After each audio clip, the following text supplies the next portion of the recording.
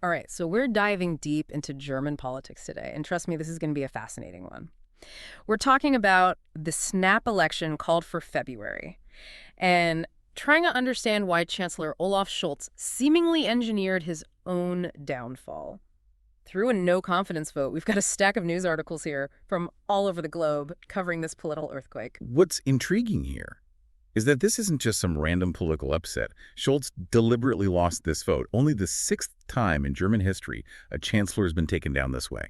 So the question is, why on earth would he want to lose? Yeah, that's what I was wondering. It's like he's playing 4D chess while everyone else is struggling with checkers. The articles mention that this type of power play has worked for German chancellors in the past, like Brandt and Kohl. But it's still a high-stakes gamble, right? It is. To grasp Scholz's logic, we need to rewind a bit. To the collapse of his traffic light coalition back in November, you probably heard the nickname. It refers to the party colors. The Red Social Democratic Party, SPD, the Green Party, and the Yellow Free Democrats, FDP. Now, this coalition was already facing some serious turbulence, mainly around economic policy. And if I remember correctly, the FDP leader Christian Lindner was the finance minister. He was pushing for some pretty drastic economic reforms.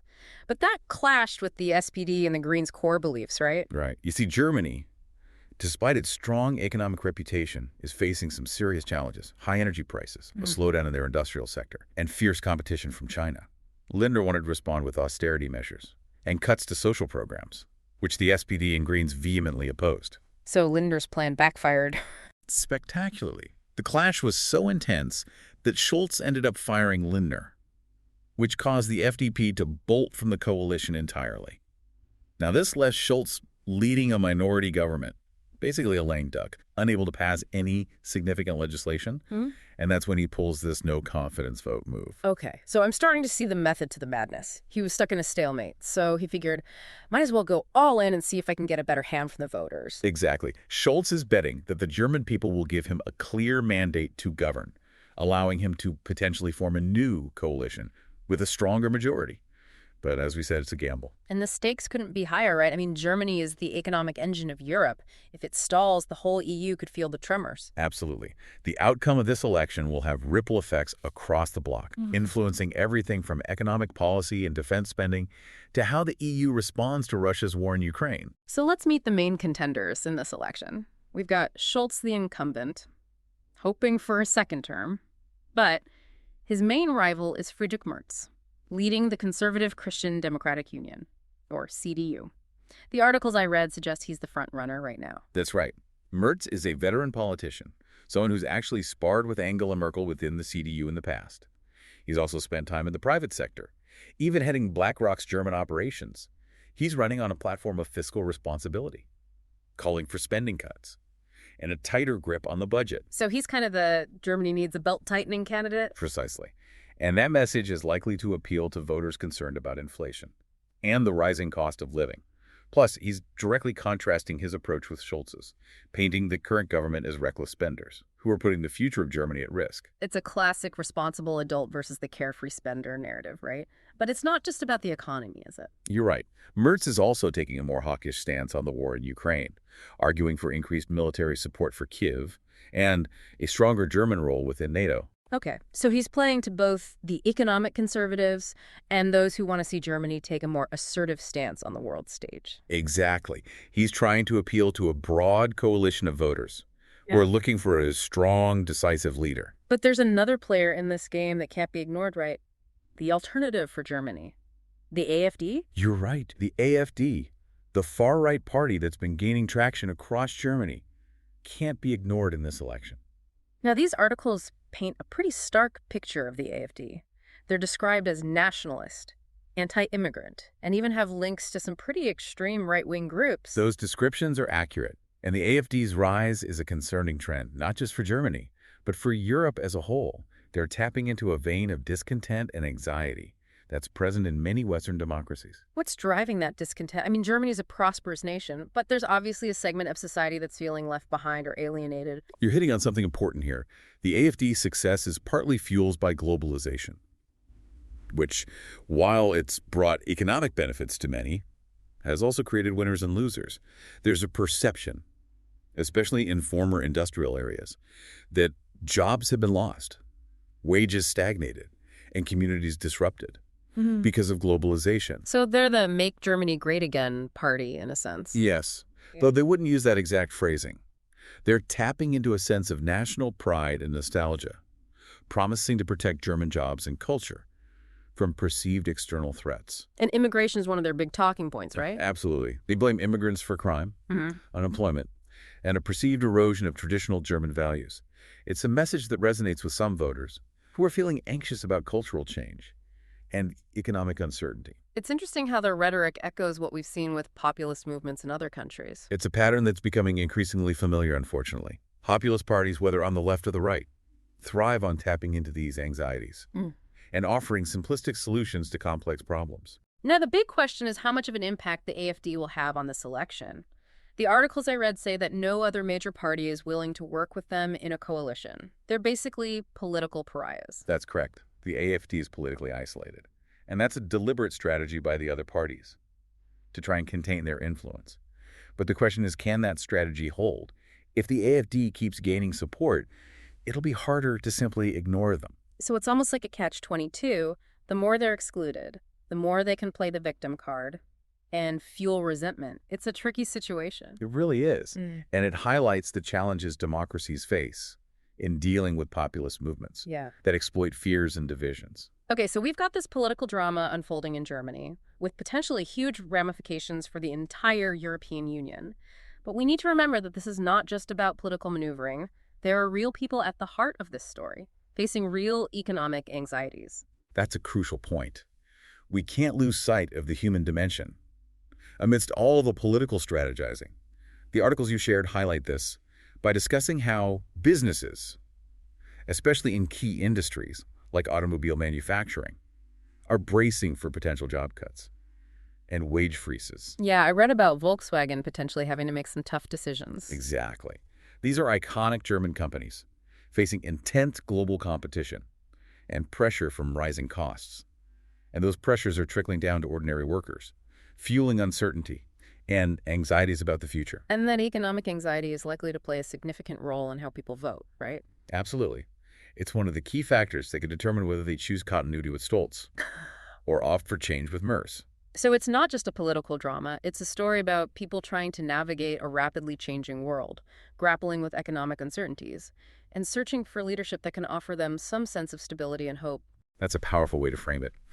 And it underscores why this election is so important, not just for Germany, but for all of us who are watching this unfold, because it's a story that's playing out in different ways, in different countries, all around the world. It's fascinating how this election is shaping up to be a battle between two very different visions of Germany's future. On one side, you have Scholz, who represents the continuation of the German model, that unique blend of social democracy and market capitalism. Right. Germany is often seen as this model of social responsibility, with its strong welfare state, worker protections, and emphasis on consensus building. But is that model starting to crack under the pressure of these global economic forces? That's a question a lot of people are asking. The articles you shared touch on this. By highlighting the strain on Germany's social safety net as the population ages and costs rise, and globalization with its increased competition and pressure on wages, is also challenging the traditional assumptions of the German model. So is Scholz trying to hold on to this model while making some tweaks around the edges? That seems to be his strategy. He's emphasizing investment in green technologies and future industries as a way to maintain Germany's economic competitiveness, while also addressing climate change. But his critics argue that this approach is too slow and too expensive, and that it risks saddling future generations with debt. Which is where Merz comes in, with his call for fiscal discipline and a return to traditional economic values. Exactly. Merz is tapping into a sense among some voters that the German model has become too bloated, too bureaucratic, and too focused on consensus at the expense of decisiveness.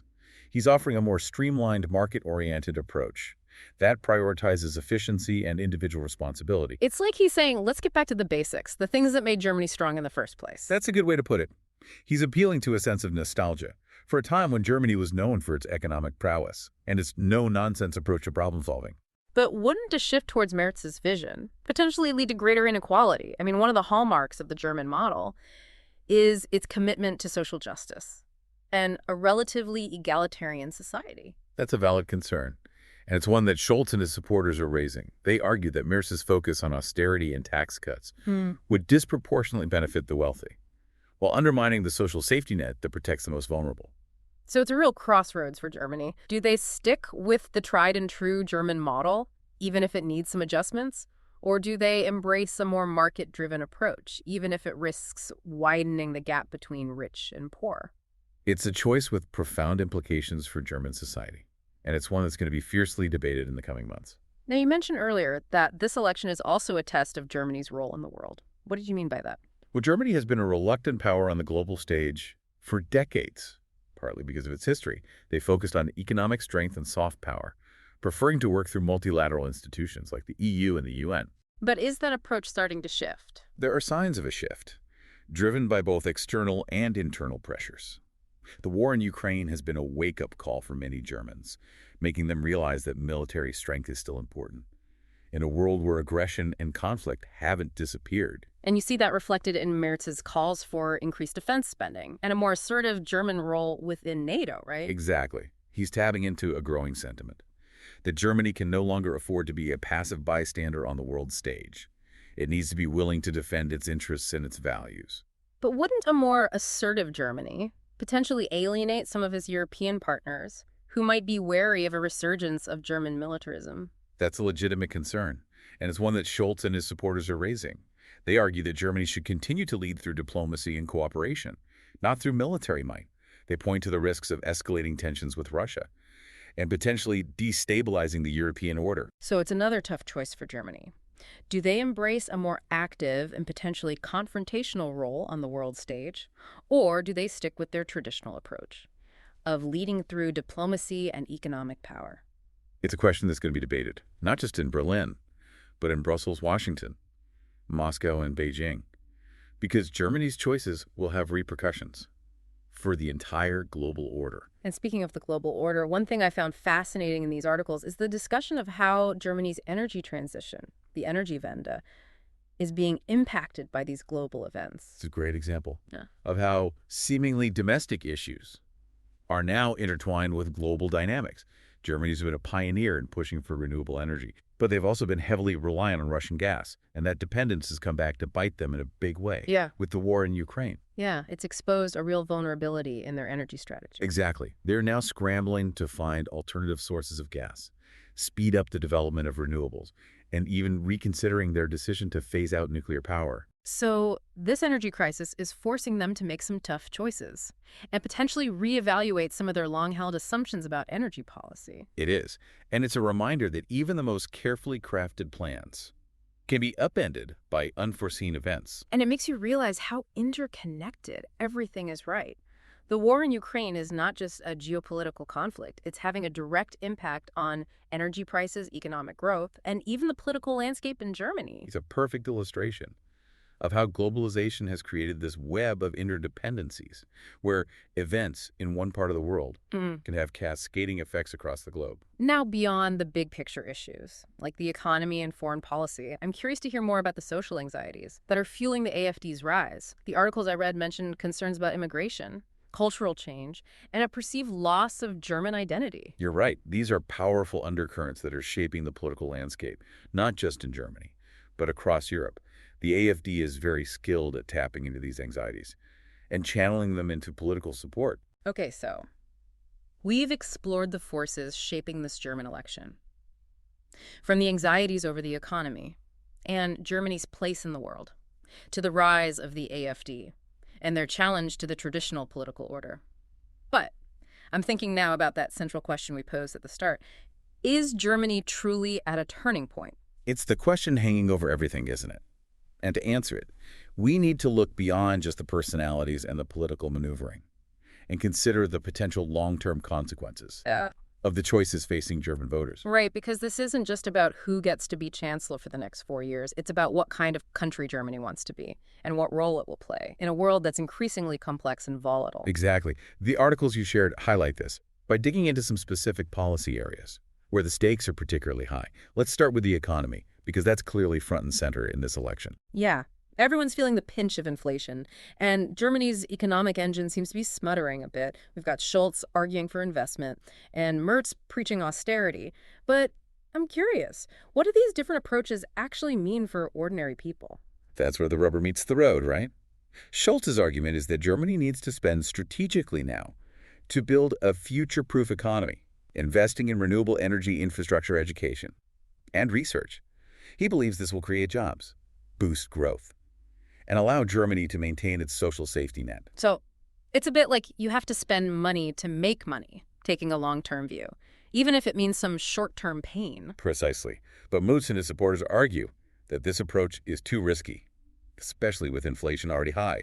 They say it will lead to runaway debt and ultimately make things worse for everyone. So they're saying, time to tighten our belts, cut spending, and get back to basics. That's the essence of their message. They argue that cutting taxes and reducing regulations will unleash the power of the free market and lead to more sustainable growth. But wouldn't that potentially benefit the wealthy more than the average worker? That's a key point of contention.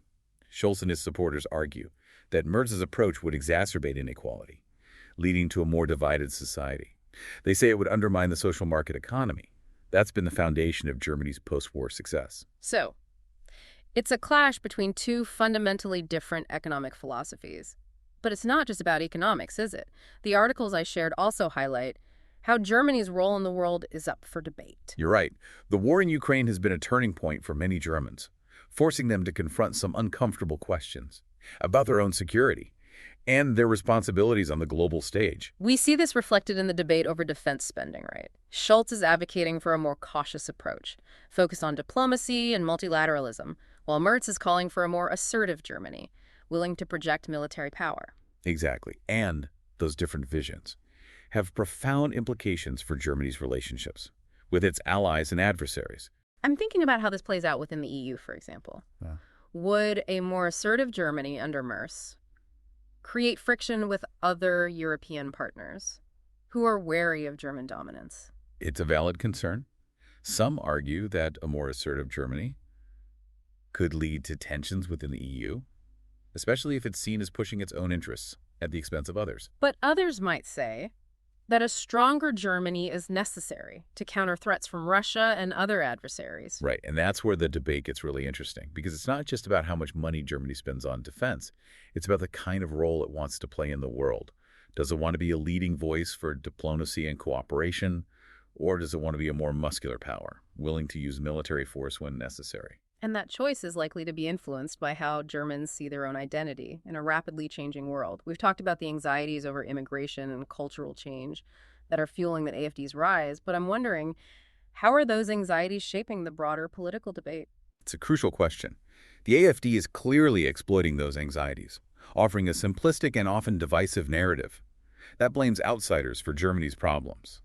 But the mainstream parties can't simply ignore those anxieties. They need to find ways to address the legitimate concerns of voters without legitimizing the AfD's hateful rhetoric. So, it's a delicate balancing act. They need to acknowledge people's fears while also promoting a vision of a tolerant and inclusive society. Exactly.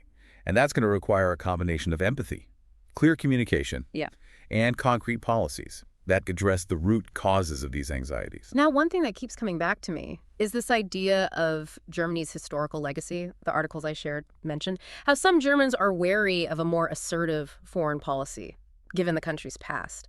How is that historical baggage shaping the current debate? It's a powerful undercurrent, no doubt. Germany's history, particularly the horrors of the Nazi era, casts a long shadow over their approach to foreign policy and military power. So, there's this tension between the need to defend themselves and their allies, and the fear of repeating the mistakes of the past. That's a very insightful way to frame it, and it's something that German leaders have to navigate very carefully. The world is a very different place than it was in the 20th century. The threats are different, the alliances are different, and Germany's role in the world has evolved. You're right. And this election is forcing Germans to grapple with that evolution, to ask themselves what kind of power they want to be in the 21st century. And that question is ultimately tied to their own sense of identity, isn't it? Who are they as a nation, and what do they stand for in a world that's increasingly interconnected and complex? Exactly. And the answers to those questions will shape not just Germany's future, but the future of Europe and the world. Well, you've given us a lot to think about. As we wrap up this deep dive, I'm struck by the weight of this moment. This German election feels like a real turning point, not just for Germany, but for the broader global order. I agree. The choices made in Berlin in the coming months will have repercussions for years to come. And it's a reminder that even in a democracy as stable and prosperous as Germany, the future is never certain. It's shaped by the choices we make, the actions we take, and the values we uphold. Well said. And I think that's a message that resonates far beyond Germany's borders. So to our listeners, as you continue to follow this unfolding story, we encourage you to engage with these big questions, to challenge your own assumptions, and to consider the long-term consequences of the choices facing, not just Germany, but all of us. Because the future is not something that happens to us. It's something we create together